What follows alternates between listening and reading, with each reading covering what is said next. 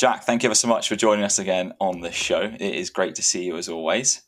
So we have some juicy old questions coming in from the Instagram.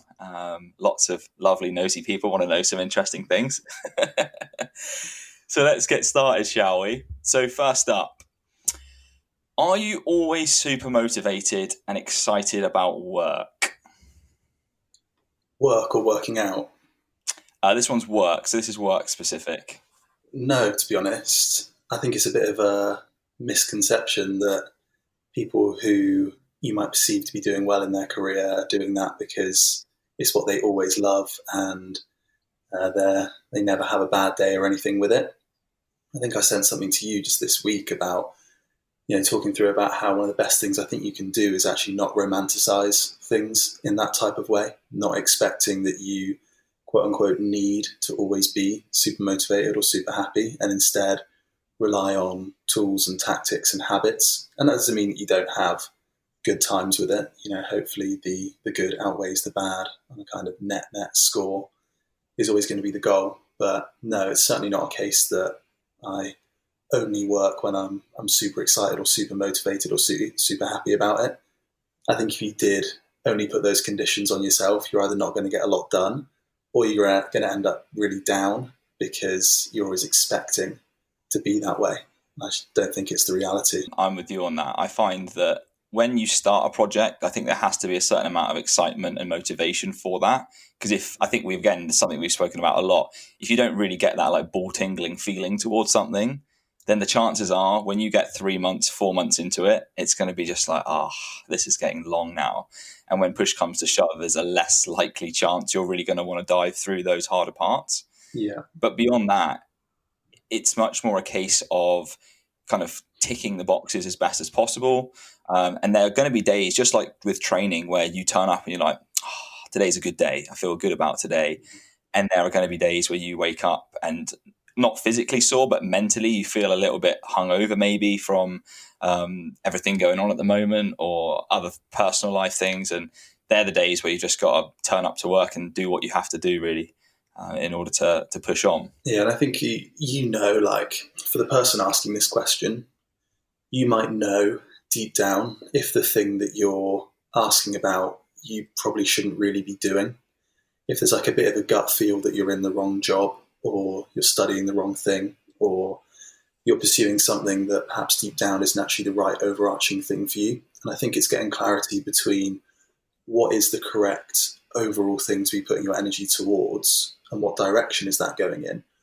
Once you've made that decision and once you have, really evaluated that that is the right thing for you, I think then you have to go wholeheartedly at that, and you have to put up with the times that are boring, put up with the times that are down and times that you struggle with and that get difficult, because you know that you've committed to a more important overarching vision, rather than that's very different to always having that niggling feeling in the back of your head of, I shouldn't really be doing this. Next question. How do you maintain healthy relationships while working so much? Healthy relationships. So in terms of, we're both in long-term relationships, poor buggers. And who, us or them? And no doubt, like the last thing, this goes through periods, this goes through times of better and worse. Again, like the last question, if you know that you're in the right thing as an overarching thing, if you know that you're with the right person, like you and I do, then it's about actually working around that and dealing with the situation as best you possibly can. I think a lot of people initially start out in a relationship thinking that it kind of should be some type of way. Like, I should see this person every evening, and I should see this person every weekend, and I should go out for meals with this person and do this and do that. It's never going to be exactly going to that sort of script and that sort of plan. And I think you have to take your situation. So like for mine, for example, Flo works a lot of irregular hours because of her job, sometimes overnights, often weekends, late nights and things like that. And so for me, it becomes also working around her schedule because I'm more in control of when my work hours are. That's just one example. You may not be in that same position where you can control your work hours like that, But that's an example of looking on the face of it and saying, right, if Flo's going to be working on Saturday from 7 a.m. till 9 p.m., so am I, because that might mean that we got to take Friday off together, and that was our Saturday, and that's just being creative about a way, instead of being like, well, I can't work weekends, I'm off at the weekend, she's not, oh, we're never going to get to see each other. How do you work that out in terms of your situation and how you best go about that? And absolutely crucially along the way, really clearly communicating that, not leaving things up to chance, not expecting the other person to know what's going on. We've got joint calendars and things like that. I know you've spoken to me things like that before with you as well, about using almost like task kind of software to structure things in for you guys and stuff. And what gets measured gets managed. And if you want to manage your relationship well, you have to be serious about managing that time together and be creative about it. And if you don't, that's when problems arise. And you spent the day with Katie and I before. We're both very opinionated people when it comes to different things. I guess that's part and parcel of being the people we are. And one of the things I found with managing healthy relationships when it comes to working a lot is an appreciation for the other person. Because obviously, in your aspect, you have that kind of more flexible working. So as you said, sometimes you'll work on a Saturday to accompany Flo, and I'll have to, usually, because Katie works Monday to Friday, it's quite normal for us to have that kind of weekend space. And I said to you before, Friday night usually is date night for us. And that purely arose because of a conversation we had where I would work into the night on a Friday. And for me, that was a case of, I have this stuff to do. If I can use some more time doing it here, one, I don't have to do so much at the weekend. And two, I have a head start on next week. But the way that she saw that was, it's the end of the week, I want to spend some time with you. And I never even considered that.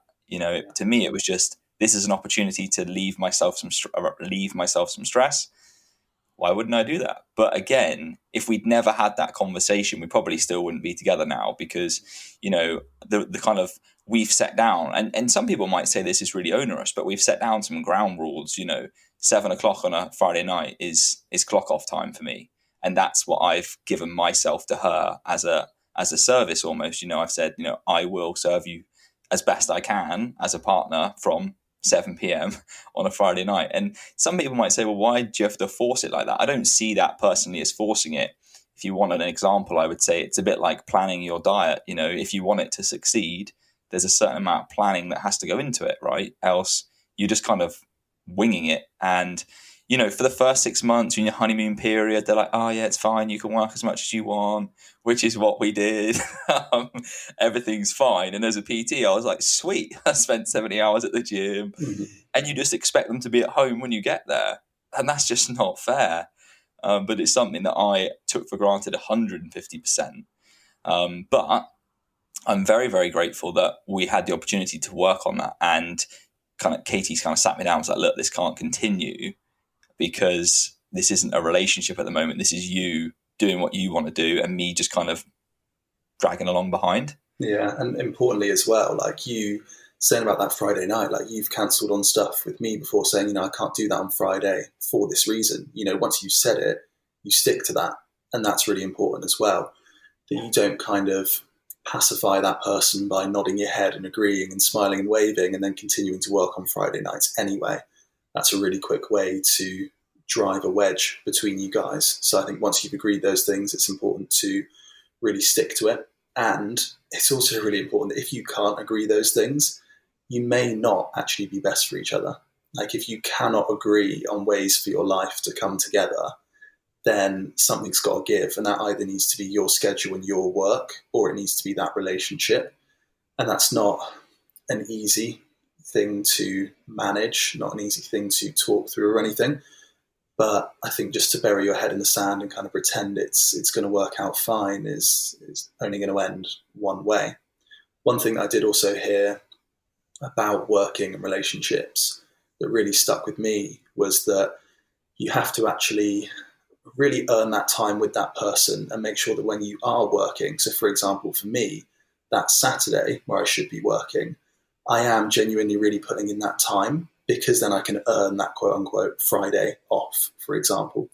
And if you're not, if when you go to work, you're actually mailing it in, you're not really doing what you should do, you're procrastinating every opportunity, and then you're getting pissed off with your partner on a Saturday afternoon because you want to work, because you've got stuff to catch up on, that's your fault for not putting enough in on the day before. And so every time that you are mailing in at work, every time that you are procrastinating when you should be working, think of it as that you're taking time away from your family.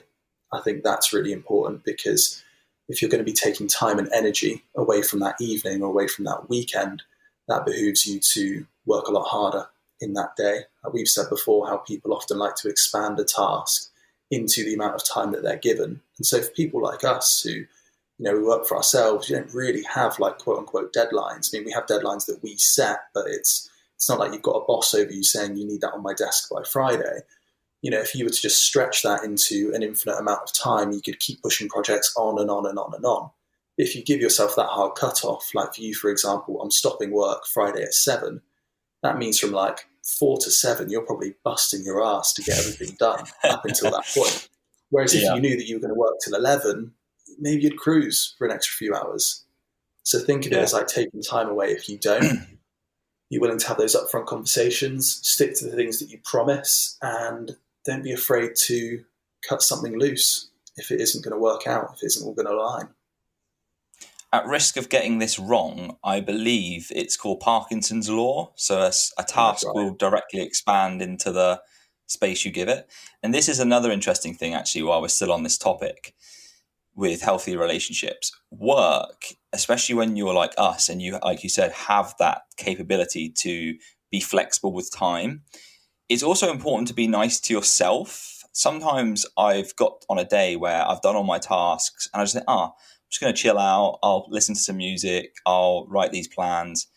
And then the end of the day comes and I look back and I've thought to myself, if I'd have just put the foot down like I would have normally, I could have been done by 2:00. Then I could have gone and spent time with Katie, or I could have gone and spent time by myself doing something, or, and I missed that opportunity because I tried to be a bit more chill. But as much as it is important to also be really honest and on it with your partner when it comes to work, it's good to be like that with yourself as well, right? Because easily, like I said, if I didn't have Katie in the background kind of saying, 7:00 on a Friday night is the cut-off time, when would I work to? I don't even know. Yeah. I don't know when I would have a break. I don't know if I would ever take a holiday. I don't know if I would have a day off, because to me, I just think this is great. I'm just going to carry on. Yeah. Right. Next question. One more thing on that real quick. Oh, go on. And it's only top of mind because I saw a tweet saying this literally yesterday, I think. And it said, you can't build an empire with someone who still wants attention from the village. And that speaks to me in terms of making sure that one person is actually aligned with what you want to do as well. I've been with girls before, I've been seeing girls before who every time you mention that you're working or something, they're like, oh, why are you doing that? Why are you working so hard? Take a break, go on holiday with me, let's go for dinner. And they just don't get it. They just don't understand it. And that's not to say that person is wrong, but they're wrong for me. And so being willing to really be picky about getting the right person and someone who can not necessarily match your ambition. Like me and Flo don't have the same ambitions. We don't have the same goals, but we understand and respect each other's, and we're willing to work for each other to help each other get to each other's goals. So it doesn't have to be the exact same. If you run a business, you don't have to be with someone who runs a business, etc. But you do have to connect in some sort of way around that. 100%. Great question. Next up, dream car. What is your dream car? That's this conversation we've had many, many times. So let's have it. The dream for me is Ferrari F12. Not necessarily because I think it's... There's one of them that comes to the gym where I work. Baller. Absolute baller. I don't necessarily think it's the best car in the world or anything, but it was like, it's the kind of poster car. Like when I was like getting into cars, when I'm like, 16, 17, 18, that was the car that I really remember loving the look of, loving the sound of, really being into, and it was like hot shit at the time.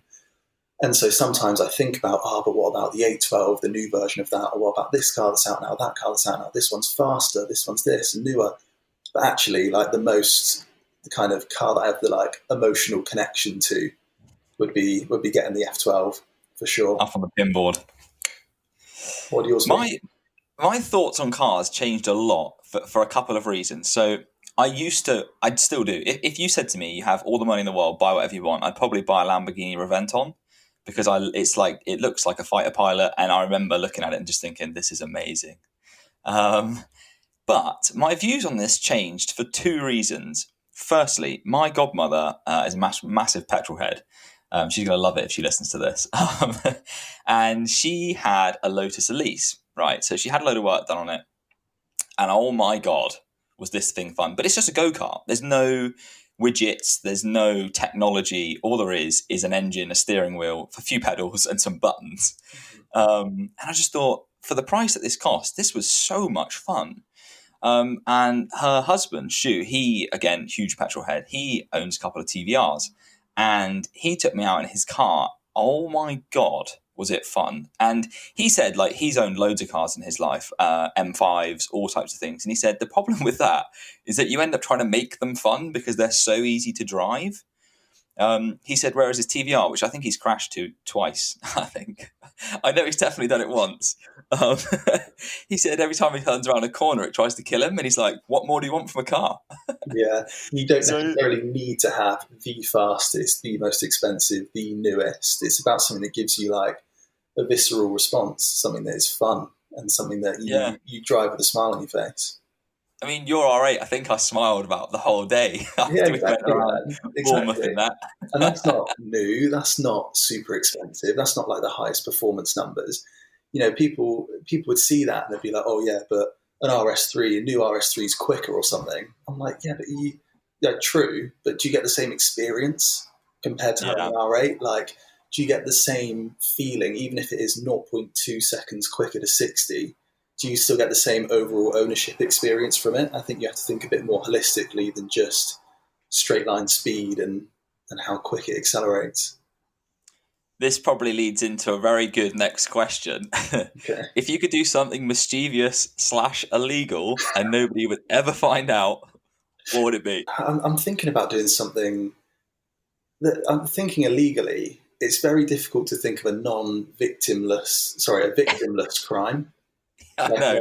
We're about to put ourselves in jail talking about this. Yeah, anything that I think of, there's always going to be a bad outcome for a couple of parties there that I wouldn't really want to inflict. No. You know, I was even thinking about something like, I'll just get the thrill of like robbing a bank or something. But then you've probably given those 30 people in the bank PTSD, haven't you? Oh, mate, you're such a nice person. I wouldn't have even thought of that. I think I'd struggle to get down the crime route. Yeah, I must admit that nothing like massive came to mind. Do you know what? Actually, I'd say maybe then, let's say, try some sort of drug. I'm not a drug guy. Yeah, I thought that as well. Yeah, let's go with like smashing some DMT or something and seeing what presents itself. Right, so if the world comes to an end in the next couple of years, we'll reconvene and we'll have a look. Yeah, you'll catch me in the corner smoking DMT, seeing fractals all about the place. And then I can take you down the M5 at 150. What is your favourite trait about yourself? My perseverance. I don't think I've had a lot of early wins and a lot of stuff, or necessarily have real outpouring natural talents. So a lot of it's required persistence, and that's what's got me places. So that'd have to be the big one for me. What's yours? I'm going to say the same, for maybe slightly different reasons. I'm not going to say luck. I had a lot of good experiences taken away from me just out of bad luck, really. And, you have a choice at that point, don't you? You either lay down and just say, well, that's it for me now. I've had my shot and it's done. Or you lay down for a couple of days, you mourn that episode and you say, right, what am I going to do next? And actually on that, one of the things I spoke to someone in a check-in a couple of days ago about injuries. We all know I've had many, many injuries. is that, and I think I mentioned this on a previous on a previous podcast actually, and I think it's really important to remember that who we are as people isn't dictated by necessarily what we do or our job or what people necessarily think of us. For example, I am not a coach. So if somebody took away the fact that I can't coach people, my life is then over because there's no coaching. The key to remember in these situations is that you have a certain set of attributes as a person which make you a good coach. So, for example, you are resilient, you are thoughtful, you are someone who keeps their word, who listens well, and they're all skills which, yes, enable you to be a good coach, but fundamentally, they would also make you very good at many other jobs in the world.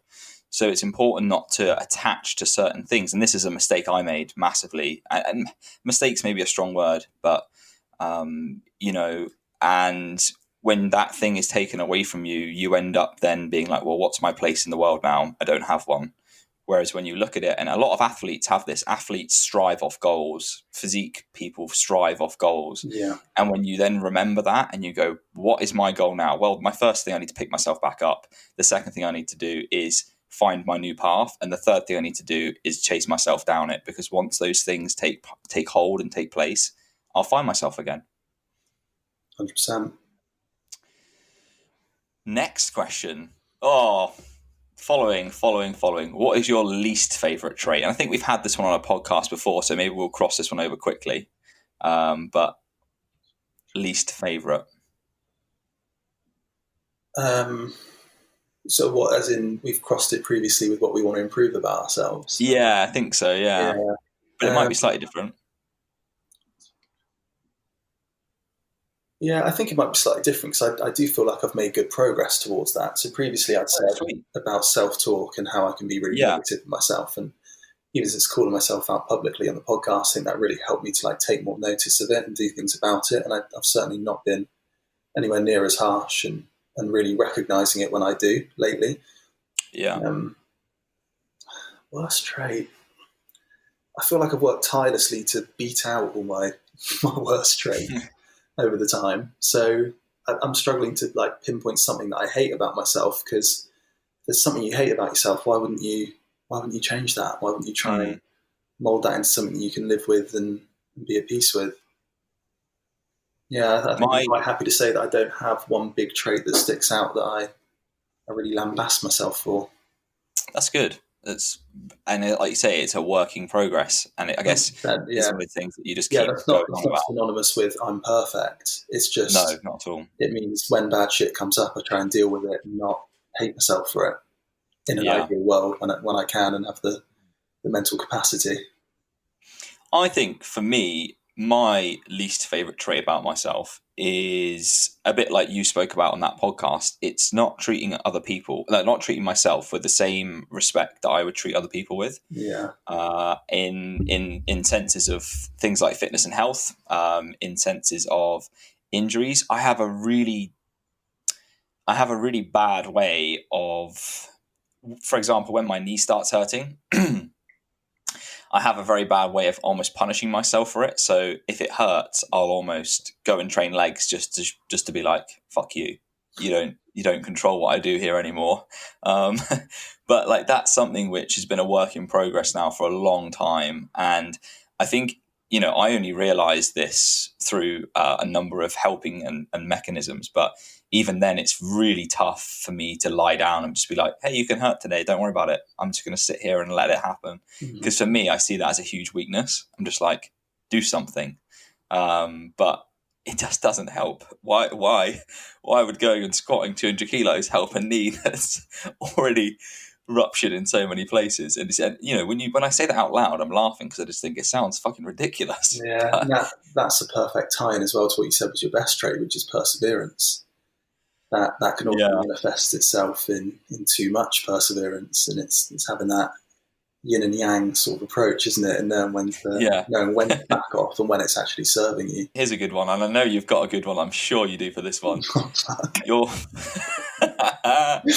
It's whether you want to share it or not, I think. Okay. What is your funniest date story? Oh, fuck yeah. I've got some corkers. Oh, shit. Aliases only. Yeah, well, there's two coming. One is like, okay, no, I've got to go with the other one. There's one. My heart's beating quick right now, mate. I can hear it, mate. Well, there's one that was really terrible for other reasons, but I think this one will probably be funnier. There's also a chance that she may listen to the podcast. So We do not take responsibility for any stories. So if you are listening, you'll certainly know who you are by this story. But I hope you're well. Hope you're coping Best good. wishes. So this was probably less of a quote unquote date. It was a girl that I think I had seen before. She previously, in fact, approached me and was rather keen in a club. I wasn't a frequent club goer at uni. It was it was some sort of like end of term thing or some sort of event. It was a shit shirt night, so we were all in really loud shirts, and I was out with a few guys who were on my course in my year. And for those that don't know, I don't drink, and I haven't drank for a long time. I actually stopped the month after my 18th birthday, and now I'm like 40, so it's been a while. And moving on to whiskey soon. And she kept buying me drinks, and she kept trying to get me drunk, and was very forward about her intentions. That was how I initially met her. I kept having to pretend to drink the shots and actually just hand them off to my mates, and they were chucking a few over the shoulder and that. They very much enjoyed that. I don't know if she knows that part of the story, if she is listening. But that was the first time that we encountered each other and enjoyed each other's company. And then the next time, she got me to come out. Again, I was at home. She got me to come out one night to the Lemmy. You remember the Lemmy? That was the Lemon Grove student club. I actually never went to the Lemmy. No? You didn't miss much. No. And a few of my mates were already out. So I decided to go out kind of with the guise of like, well, look, if it goes tits up with her, my mates are out anyway, and I'll see them. Yeah. Pretend I was going out to see them anyway, and that'll all be fine. Backup plan 101. But ended up going rather swimmingly with said female. She was living in Halls at the time. I was second year, she was first year. So we went back to hers and went back to Halls. Everything going smooth and to plan and as anticipated.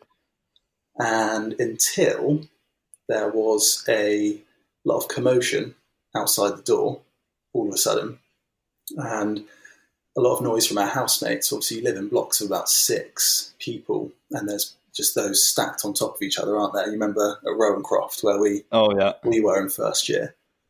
And so all this commotion was outside, and then I started hearing shouting, and through getting bits of information pulled from her as well, it transpired that, unbeknownst to me, she had a boyfriend, and I was kind of, should we say, past the point of no return at this stage. It wasn't that we could shake hands and part ways and no ill deeds would have been done.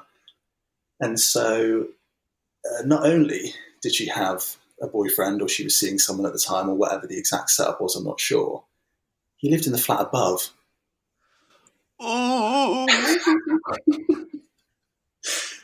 Yeah, he literally lived in the flat above, and her housemates had seen me coming back with her, which didn't go down all too well, and went to tell him straight away, and we started getting a banging on the door from said partner. And at this point, I had no clue. Like, I wholeheartedly would not have gone there had I known that she was involved with someone else. In order to not make it, at all identifiable or too specific or anything like that, you jumped out the window. Cut a bit of a longer story short and say that there ended up being a scantily clad scuffle with the situation of him bursting through the door. and me being in a rather compromising position. And ended up having a bit of a fight. Ended up throwing him back out the door and locking it. They're decent, like massive fire doors, aren't they? There, the uni halls. So I managed to slam that big old fire door, lock it back up. And by the way, throwing him back out into the corridor with her 6 uni friends all around, watching as well, and being privy to all of this. And then in the time where she went to sort this out, which obviously wasn't going to go down all too well either, I actually just ended up bolting it out the window. Using a sheet as a parachute. Luckily she was ground floor, but for the pure fact that I thought, I am not helping this situation whatsoever by being here. No. This is not going to get any better with me going out there and trying to resolve this situation. So I bolted out the window and jogged home with a lot of adrenaline pumping through my system. I'm not even going to bother answering that one. I think that'll do. I'm going to leave everyone with that. Right. Something a little bit more tame, shall we? What are your favourite hobbies besides fitness? I need to rein it in a bit there, don't I? Reading, volunteering, stroking dogs. Stealing girlfriends.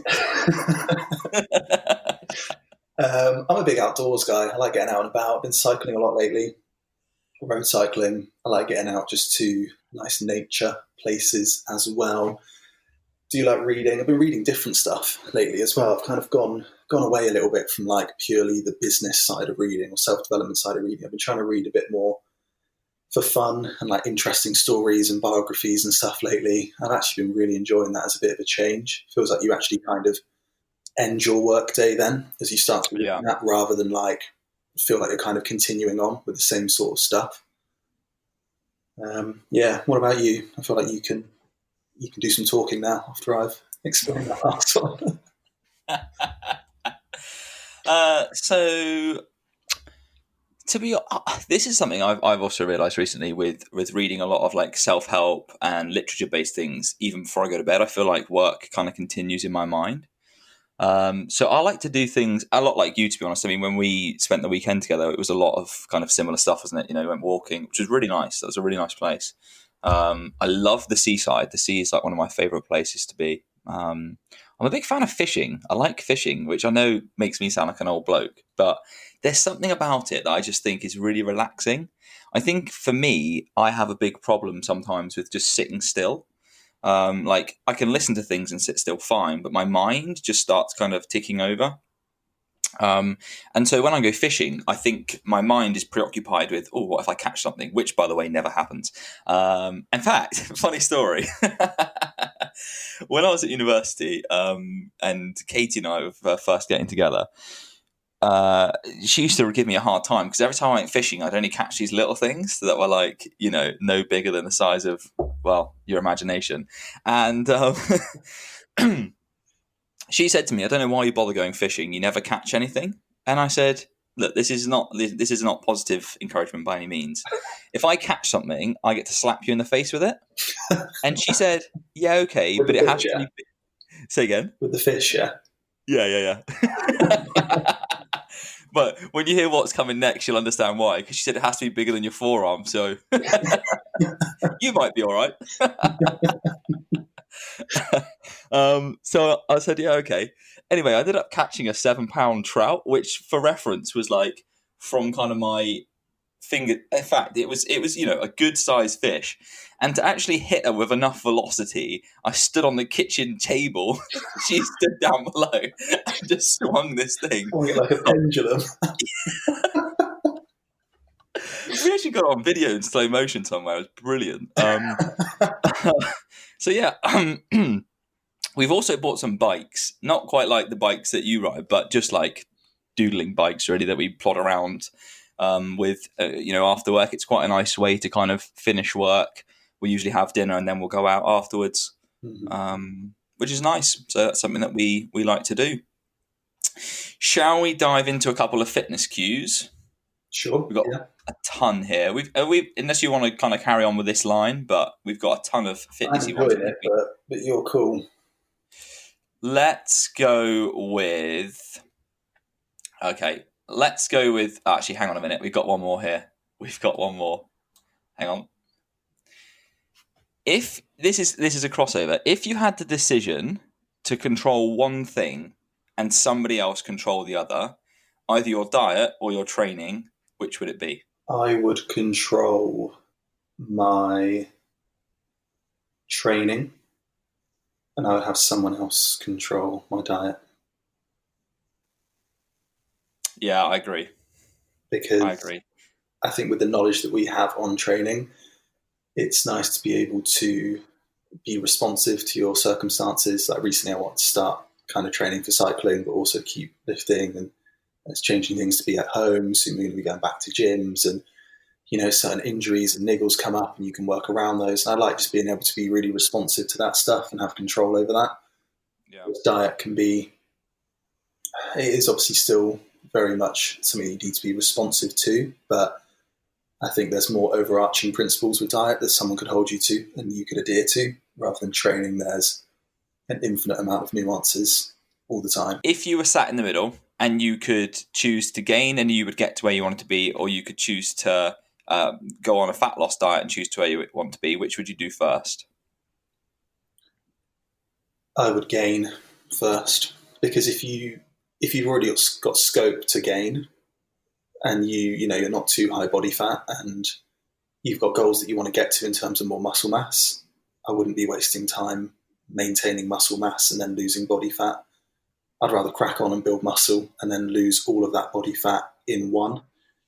I don't mind doing, if you're going to diet in for a penny, in for a pound, I'd rather lose 15, 20 pounds of a diet rather than like lose 5, gain 2, lose another 3, gain another 1. Like, I'd rather just crack on with a longer diet in that case. Yeah, commit either way. Yeah. And building muscle takes a lot of time. It's a gradual process. I'm looking forward to going back to the gym for that, actually. I've been telling you, I'm going to go on a turbo bulk when the gym's open. I always say, like, the analogy is, if you're trying to build muscle, it's like building a house. There's so many aspects you should be getting right in order to do that. To lose fat, it's like knocking one down. The process, in theory, is far, far easier because we're not looking at getting a lot of mechanical things right, in terms of overload, in terms of recovery, in terms of that. If you get all of that right, then in sense, you will gain muscle tissue over an amount of time. But to lose fat, if you think about it, if you didn't train at all and you dieted, you would lose fat. But if you didn't train at all and you tried to eat more, you wouldn't necessarily gain muscle, although there are obviously a lot of studies to suggest that people with a lot higher body mass will have a higher amount of lean mass as well. In terms of actually physique coaching and training, I think it's obviously much harder to do the gaining side of things. So you said it's like building a house, gaining muscle, like demolishing one, losing body fat. Yeah. Never heard that analogy like that. You have some demolition experts in the comments. You know how difficult it is what I do. What is the best way to flirt with a boy in the gym? Okay, what school of thought are you with this? Are you someone who says don't, or it's possible? Personally, I can't see it to be an effective method, because a lot of people go in and they, by the way, especially if you're a personal trainer, listening to this, just do your job. Like, that's a whole different. Don't be one of those people. Do not mix professional and personal. Yeah, no. I've had clients actually, and I won't name any names because I know there's a likelihood that she'll listen to this, but I also know that she won't mind me talking about it. I had a client who had an experience with a PT once, and he was so inappropriate that her trust in the whole gym system was completely lost. Yeah, absolutely. And she didn't want to come to the gym. And I was doing her S&C at the time as part of a team. And, she said, there's a chance I didn't even want to turn up for this. And she said, that's really sad for me, because it's not that I don't trust you. It's that this person has made me feel so uncomfortable about spending time with other male trainers. Mm-hmm. And I just felt devastated by that. I was like, why? Like, it's just unnecessary and it's very frustrating.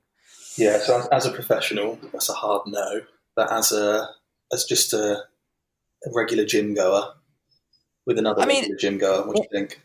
in a sense, I think if you're going to meet someone who aligns with the things you align with, if you go to the pub and you meet someone in the pub, the likelihood is you both like going to the pub.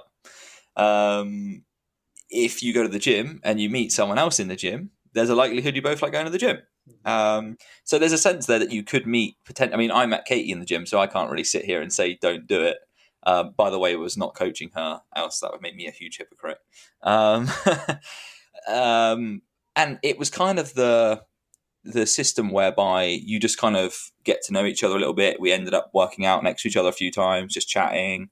And then you kind of align on a few things. But I think the first thing I think of when I think picking someone up in the gym, I just think really creepy person, like watching people do squats and hip thrusts. Yeah, so I think I firmly sit with the camp that you can, and to be honest, you should give it a bash. You should be able to pick people up in the gym. You should meet them. I don't get it when there's like the hard no of, everyone's in there just work on themselves and do their own thing. And like, it's a place, it's a communal place, it's a gathering place. And if you look around any gym, not everyone's in there purely just to work. A bunch of guys are just talking to other guys and girls talking to other girls. Like there's a communal aspect to it as well. And like you said, if you want to meet people who are into the same sorts of things as you, then actually that can be a good starting place. I've ended up seeing a lot of different girls from gyms because purely you're there a lot and you see them there a lot and you like the same things and chat about it. And it's like when people say, oh, where are all the good guys at? Or, I can't find a guy like this or like that. But all they ever do is go to clubs and pop bottles on weekends, but they're trying to look for a guy who's studious and works out. Yeah. You're in the wrong environment. Percentage-wise, probability-wise, if you want someone who's studious, start hanging out in academic environments. If you want someone who's into fitness, start chatting to people in gyms. You have to go where the pool of fish are that you want to be involved with. And so, absolutely, there's definitely hard no's with it as well. Don't chat to people in the middle of sets. I'll straight up ignore people if they try and chat to me in the middle of a set. Even if people just pop up and oh, can I grab this bar or something. I literally won't answer people when I'm in the middle of doing a working set. Just don't do that to people. Don't be a creepy guy, like Xander said. Don't go up and, try and bounce your gaze off of 7 mirrors to stare at her leggings while she's squatting. That is not going to work. But if you're just a normal human about it, have chats with that person. And like Xander did with Katie by the sounds of it, have kind of greater and greater bits of communication each time as you go. It starts off that you catch someone's eye across the gym. And then, maybe you work in with them on a machine, and while you're doing that and both of you are resting, you have a little chat. And if you've chatted, next time you see that they're in the gym, you actively go over and say hi to them, and you actually properly just like building a friendship, really, isn't it? Yeah, and you get to know that person. Long-term interview in a sense.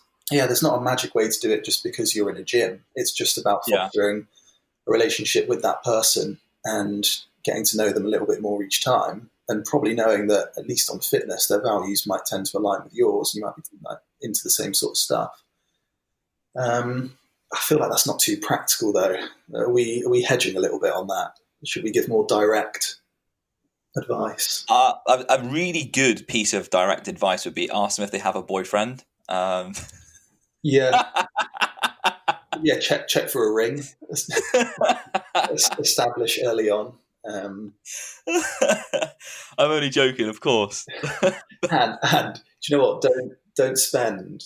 I think something a lot of people do wrong with other people in the gym is they spend 3 months fantasizing about this person and imagining what it would be like to be with them, and then you actually speak to them and you realize, I'm really not into them. It's not as much as I thought. Yeah. So get out the gate early, get chatting to people early, get to know people early, and purely with the guys just being friendly and getting to know people in the gym anyway. And if something comes of one of those relationships, then cool. If not, you've just got a bunch of friends, right? So still let a win. If you had to choose between mind muscle connection or being able to lift a certain amount for hypertrophy, which would it be? I don't think the two are mutually exclusive. I don't think you can separate them. I don't think you should be lifting a certain amount of weight if you have no mind-muscle connection with it. But that also doesn't mean that you should never touch a weight that you don't have perfect, 4-second eccentrics with and a pause at the top to really squeeze the muscle. I don't think the two oppose each other, really. I think it is about obviously feeling the correct muscle working and not using poor form. But you should always be pushing to use the maximum amount of weight possible within your rep and RIR target, so your rep and your intensity target, and try not to be dogmatic about either one. Know that if you are doing the right motion, for example, if you're working your triceps and you're doing tricep push downs, your upper arm is pinned back in place, it's only your lower arm moving, you're getting to full extension at the bottom and you're flexing that tricep muscle and you're controlling the eccentric back up, you're good. You don't have to worry about, is that optimal mind-muscle connection or anything like that. You can focus on overloading that. If you're doing tricep push downs and your shoulders are rounding massively and you're not able to reach full extension at the bottom and you're slamming the weight back up at the top and your upper arms are coming away from your side, then there's no point in even talking about weight. You need to get that form right before you actually start progressing that. To add to that, I'd say as well, it depends greatly on the exercise you're doing. Yeah. If I'm doing a leg press, I won't feel my quads until I go to stand up. And then I'm like, oh, hello. Because same with back squats, I find you're so concentrating on moving that particular weight that there's not a great deal of room for mind muscle connection per se. But I think that's kind of what I'm saying. Like, it comes down to form, exactly. Right? Like leg press, if you've got the right form, you're not working anything else other than your quads, really. Yeah, precisely. But it's getting the job done. Exactly. And then take a leg extension. If I don't feel my quads, I'll keep moving around and I'll keep fiddling with my foot position and the weight and everything until I can feel them really squeeze tight at the end. Mm-hmm. Because that's an exercise a bit like a bicep curl, where if you can't feel them, I'd kind of be like, maybe we need to change something here. Because, it's sometimes down to form. If you can't feel your bicep or something, it's probably because you're getting too much front shoulder involved. Maybe you're actually moving too much in terms of pushing your elbow joint back, almost like a drag curl, instead of actually curling the way up. As long as you're nailing form, form is designed to get those specific muscles working. If you're doing the correct form for any bicep exercise, the bicep is the prime mover. And so to say, I'm doing this exercise perfectly, but I don't feel it, is I don't really believe that. I don't really buy that. I think as long as you nail down form, then you should be focusing on progressive overload and pushing that weight on. Next one, if soreness lasts for more than 3 or 4 days, are you doing too much in the gym? I have a good perspective on this one. Blanket answer, yes. Annoying answer, it's more nuanced than that. Yeah, that's what my perspective was. An annoying answer being, if you're doing a brand new block and you've got a ton of new exercises and it's a bunch of unaccustomed stuff, soreness is going to be higher. If you get to the end of a 5-week block and you're absolutely ran into the ground and a deload is imminent, maybe you're still going to be aching. If you did all your workouts but then you've been hiking for 20 miles every other day and your nutrition's been poor, then that's not the training's fault. There's so many different ways to go with that, and that's why we're really holistic with check-ins with clients about what is it you've been doing around the gym as well. And sometimes the solution isn't changing the plan. It's saying, hey, maybe you shouldn't have actually gone running 3 times when, on your plan was only once or something like that. Yeah, you should. Yeah, a key for that is, I can't remember who said this, but are you overtrained or are you under-recovered? And I think that's a really good point. Is it the training's fault, or did you blast a 1 to failure RIR training session for 4 sets of 10 on squats when you've not done anything? Take coming back from COVID, gym's opening again now. We know we're going to see it.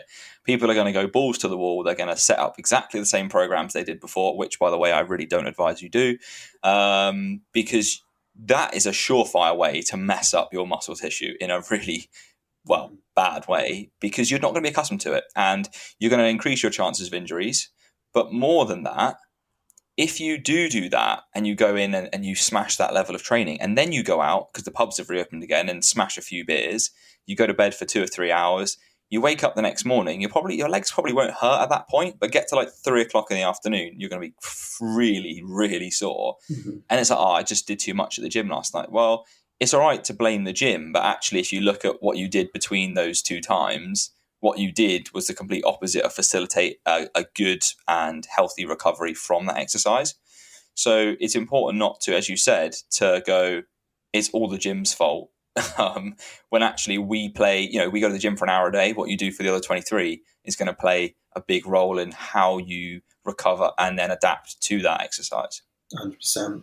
Just to underscore though, like your goal shouldn't be to be sore for long amounts of time as well. No. If also you're thinking about that in the sense of, is it bad that I'm always constantly sore for 4 or 5 days, and you're always changing up your training to try and continue getting that soreness? That definitely shouldn't be the goal. And if you're doing too much per session, remember that you can always increase frequency if you reduce how much you're doing per session. People might freak out and be like, oh, but if I'm not doing 15 sets a week for biceps or whatever, then I don't feel like it's enough. That doesn't have to be that you do 15 sets in one workout for biceps and then your arms ache for a week. It can be that you do 5 sets per session over 3 different sessions in the week. Your recovery will probably be a lot better. And actually your performance and muscular gain might actually improve as well due to that increased frequency. Oh, massively.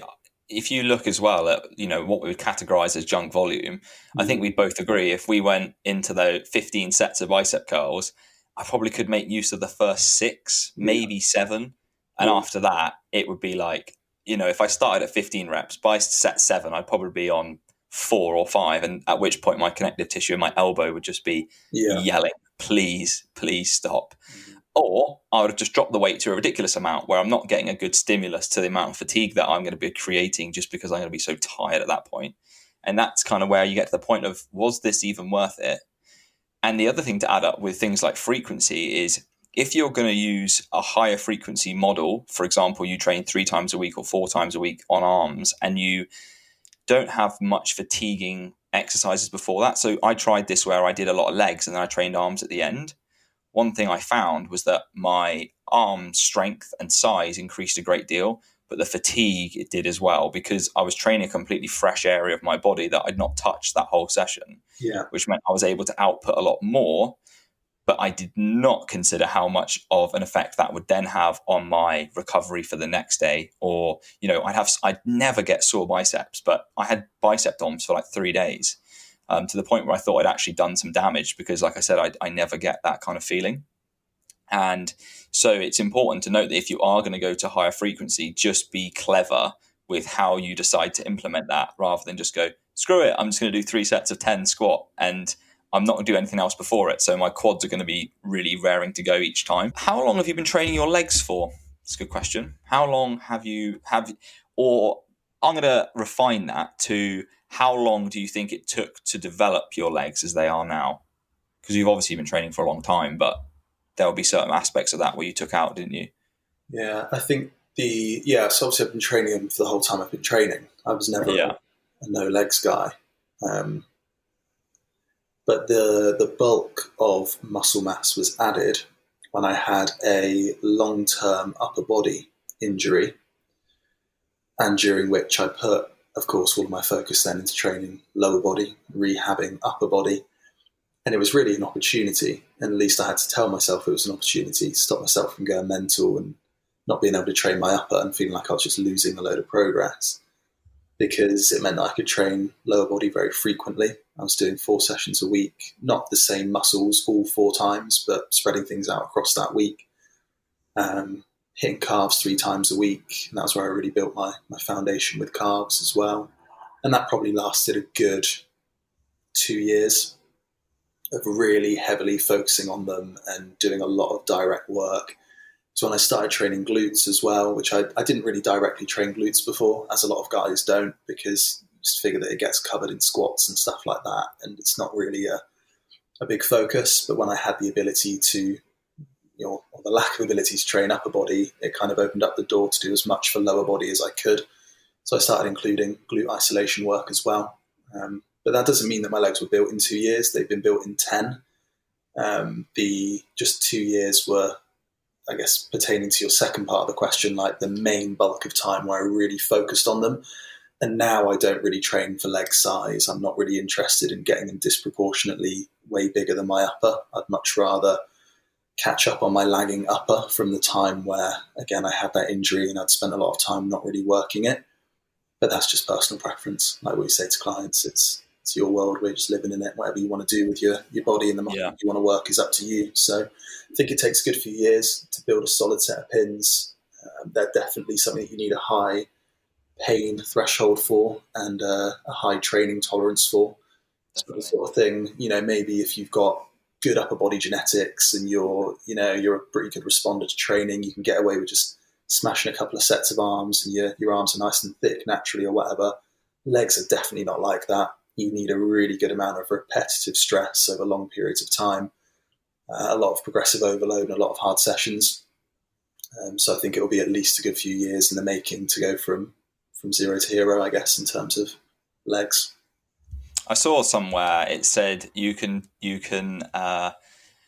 it was something along the lines of a person will show their real determination and pain threshold by the size of their legs. I thought that was actually very, very true. Yeah. It's a very different kettle of fish getting under a heavy barbell or, 300 pound, 400 pound, 500 pound leg press. Mm-hmm. Or just doing work that a lot of people don't want to do. Like, I don't enjoy just doing hamstring curls and hamstring isolation work or something. And you never really see your hamstrings. You don't really notice you benefiting them and stuff, But that's where, like you say, that's where the kind of fortitude comes in with it, to push forward and know what you're doing and know why you're doing it. And to persevere with that stuff. I think legs are just a bit of especially for a lot of guys, obviously a lot of our clients are female and for them the main focus is training legs. But for a lot of guys, it's a difficult thing to really get them into. But I think it's well worth going there. I think it benefits you in terms of aesthetics and on both parts as well. Not only do you look better, I think women really appreciate it as well and like that look on guys. I think it helps you perform better. I think it can help you just train better in the gym and have that higher pain threshold and tolerance and in turn also make things more enjoyable. Like there's a sadistic enjoyment to like really going in and smashing a good leg session. Oh yeah. Compared to just going in and like doing the bare minimum, when people are deloading or when they're rehabbing or something, you notice that often training enjoyment really drops. And that's because they're giving it almost a half-ass effort. Yeah. You're doing a couple sets here or there. You're not going anywhere near failure. It's not that fun. And that's how a lot of people, I think, approach training legs. Whereas if you took it seriously, you'd probably enjoy it a whole lot more as well. Yeah, definitely. Absolutely. Well, Jack, thank you ever so much for your time. I'm really, really happy that we got to ask you some of those good questions. I think, though, you've probably opened up a can of worms for the next one. I think people are going to be like, oh, get some juice there. Let's find out some more. But massive thank you, as always, for joining us. We do really appreciate it. It's a pleasure. We'll get you back again soon. Take care, man. We're going to be adding in a Q&A to the podcast in a few weeks' time.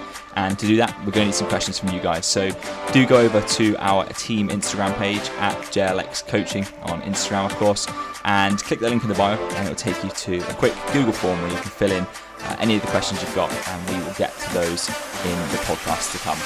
As for coaching, you can also check the link in our Instagram bio for that or go to the website, which is at the moment jacklenton.com, and you will see the links to coaching there. Have a good day.